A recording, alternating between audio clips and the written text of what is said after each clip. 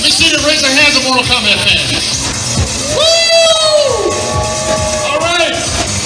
We got a little something special for you guys. The die-hard fans probably know about this. My name is Richard DiVizio.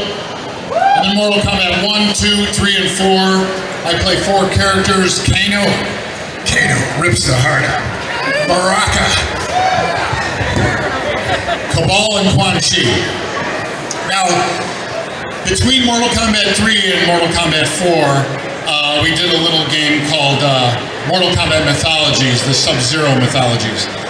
And with pop culture, this became really popular on social media, on YouTube, everywhere.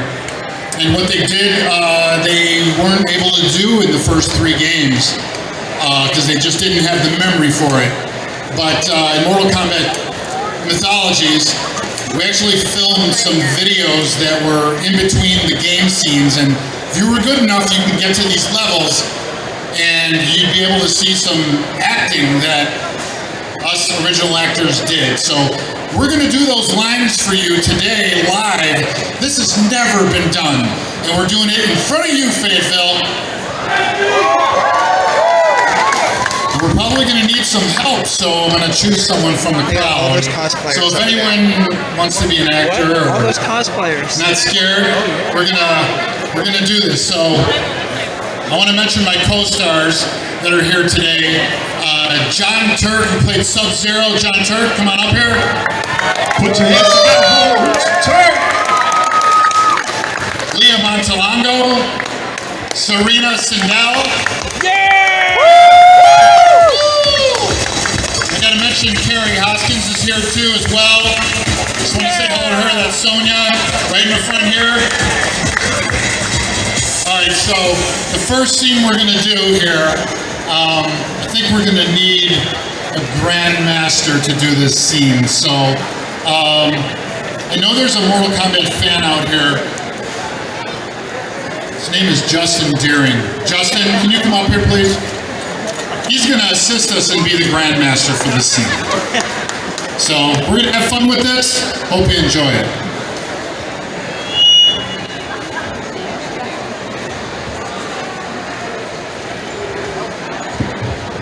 I think you might know the lines by heart by now, so I'll try to do this from memory without looking at this, but we'll see.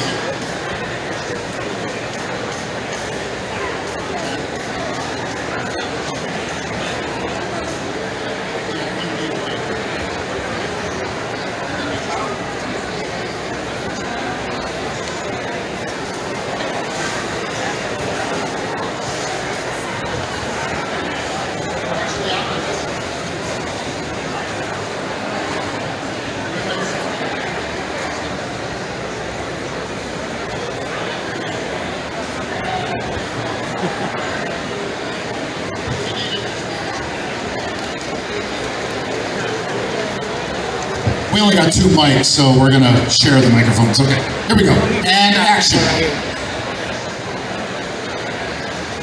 Grandmaster, in honor of the Lin Kuei, I bring you the sacred map of elements. Once again, our most cunning assassin and thief is successful. At ease, my Lin Kuei warrior.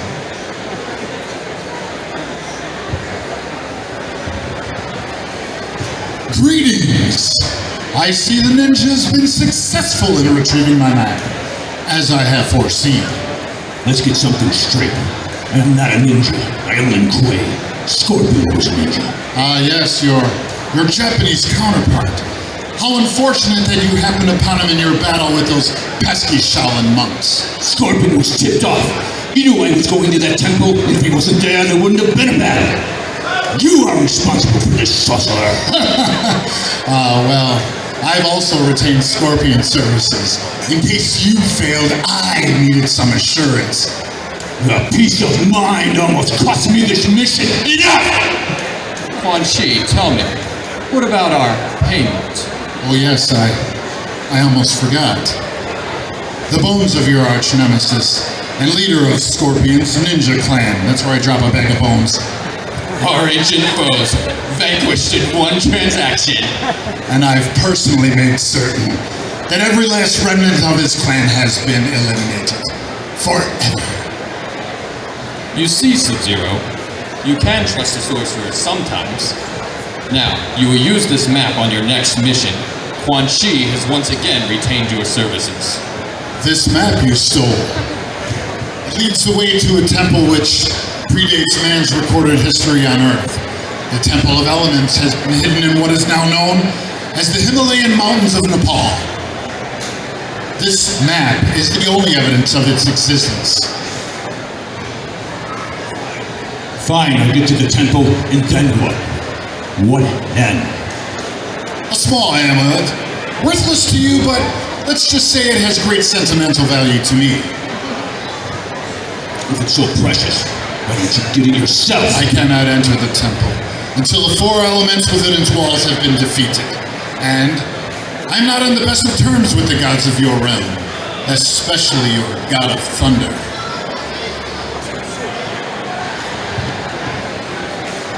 Tell me about these elements. The elements are the 4 elements which comprise the very existence of your realm. Earth, wind, water, and fire. With your mastery of the elements of cold, you have an advantage that no other human has. And that is the ability to defeat the elements. I have foreseen this. And that's a take. That's one.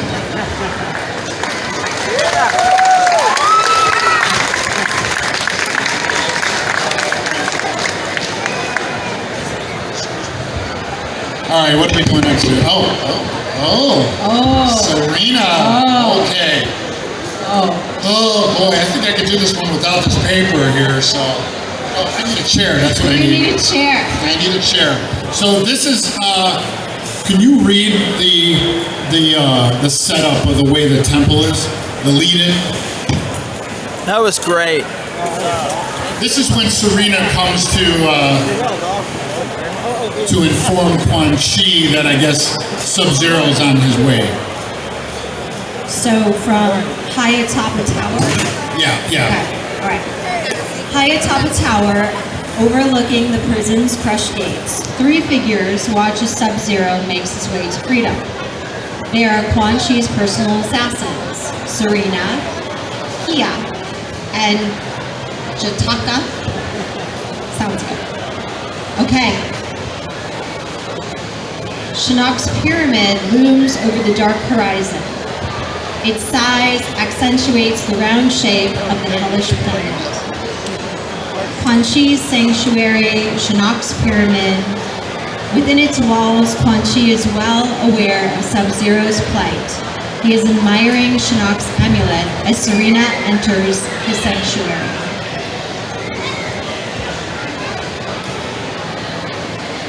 There was music behind this. It made it kind of eerie. And usually before I had to do anything, I would do like this kind of thing. Okay. Are we ready? Hit it. Scene.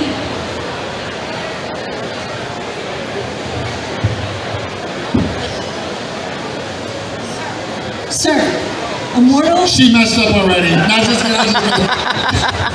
ahead. Sir, a mortal has escaped from the prison of souls. He is headed towards the gates, towards the sea of immortality. Can I do that again? Yeah, do it again. Okay. This is kind of how it went. It was, Go ahead. Bloopers all over Yes, again. here we go. We had fun with this. Sir, a mortal has escaped from the prison of souls. He is headed toward the sea of immortality. Immortal. Yes, a mortal, with the ability to freeze. Alert the keepers and send a full garrison to intercept. Make sure that he does not cross the bridge. The keepers? But he's just a mortal. Do not question me, Serena. And more importantly, do not fail me. We have toyed with the ninja long enough.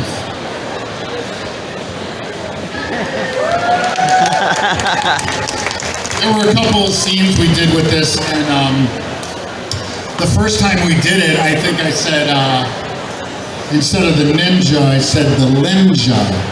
And that kind of went into this whole thing where Leah started laughing and I started laughing, and it was pretty cool. What did I say?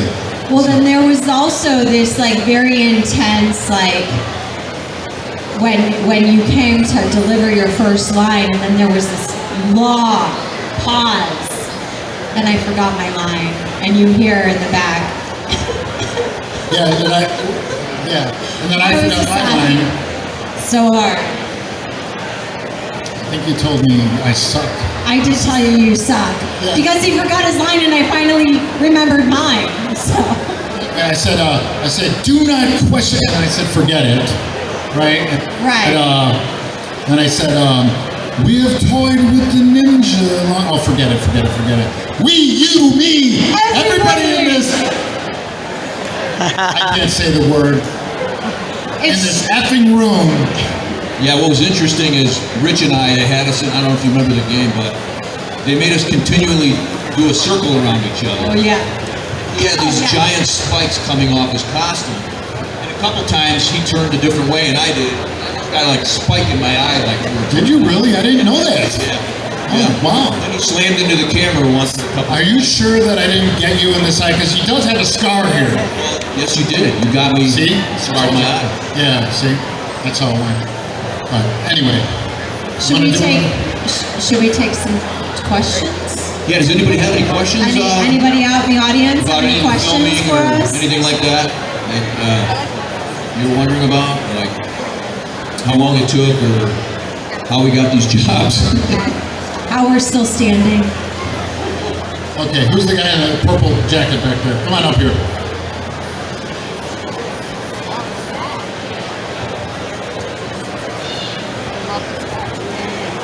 Okay. That's okay.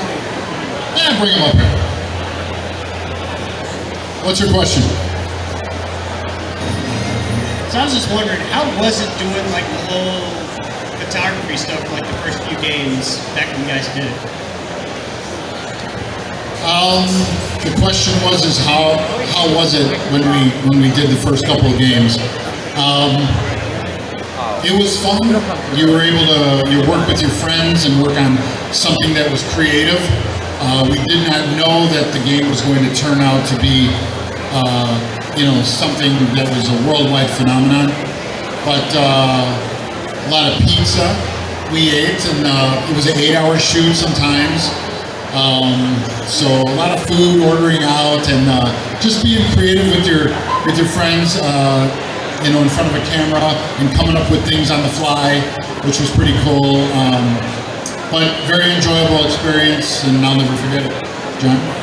Yeah, it was interesting. I came in at Mortal Kombat 3 and then I did Ultimate and Mythologies, but when I got there, I got through an audition for my acting album, and I had no idea what they wanted, but I have a martial arts background, so I went in and I had to do a bunch of kicks and punches and things like that, and then I had no clue about Mortal Kombat or what it was, so I had to learn about the game. Well, I'm a little older, didn't know a lot about the gaming, but I was a policeman at the time, so it's a little funny story. And after I did the game, and I realized how popular it was, I had told the chief of police, hey, I just did this game, it's pretty cool, it's really popular, I don't know, maybe the kids will like it. And we were at a DARE graduation, and the chief gets up in the middle of it, and it's a room full of kids and their parents, and he says, hey, how many kids in here like Mortal Kombat? And everybody raises their hand, and like, do you know Sub-Zero? And they all raise their hand, he goes, he's sitting right there at the table. So I end up getting swarmed by all these kids and signing autographs, and we get back to the station, and the chief goes, why didn't you tell me the game was so violent, ripping heads off and stabbing people? I had every parent in town calling me, telling me, how can you promote such a bad game? And I'm just like, well, you didn't really ask me, so I just told you, So, I mean, I had so many stories from after doing this game of running into people on the street, and, actually one time I was in an arcade and I was standing behind a kid, and I'm like, wow, this is the first time I saw this kid's playing a game, and the person I'm with taps him on the shoulder and says, hey man, you know Sub-Zero standing right behind you? And he's playing me at the time. He looks at me and says, yeah, you look a little like him. I go, no, really, that is me.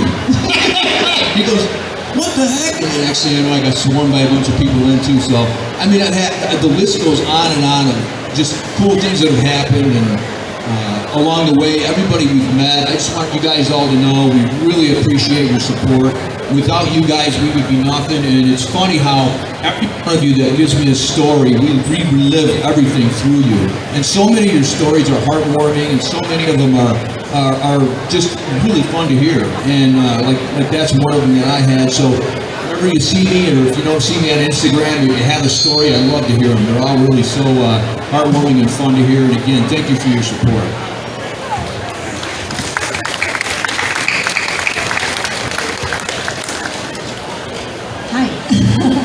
Just to kind of pick up where John left off, yeah, you know, coming into Mortal Kombat, similar to John, I knew nothing about the video game. I was Brian Glenn's fiance at the time, and Brian Glenn had been cast as Shao Kahn. And it was kind of one of those things of being at the right place at the right time. I was also a personal trainer at World Gym in Chicago, and we were colleagues with John Parrish, who plays Jax. So when I came in for the MK3 audition, for Sindel, you know, I don't know if you noticed, but Sindel's character has different movements. And it was because, you know, my background is in martial arts and was in Taekwondo. I didn't have the capacity and the flexibility as some of the, you know, my other colleagues that could do like the traditional classic, you know, holds and kicks and punches. And so for me, my experience was, you know, kind of all new and exciting, and just so grateful that I had the opportunity to audition and be cast for Sindel.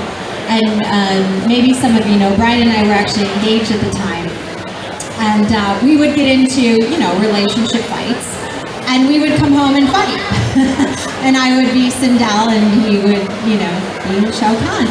So that was fun. And then after Sindel, I was called in to be cast as Serena, and that was a lot of fun. We had a lot of great time, and just to be a part of something that's so incredible, to see how things evolved, still not even really knowing much. I mean, I learned from you. You know, I learned from the fans. I learned from your questions. You give me insight on what's the current status, and it's been such a gift and a privilege to be able to get to know the fans that come out to these events. And now that we're in a new time, it's going to be exciting to hang out at the rest of this event and see what's left to come. But thank you so much for your fanship and your support. And I too, you know, I appreciate your one-on-one contacts, and always like getting your direct messages. Stay in touch and keep us posted. We're here to support you just as much as you support us. Thank you so much for coming out today. Thank you, everybody.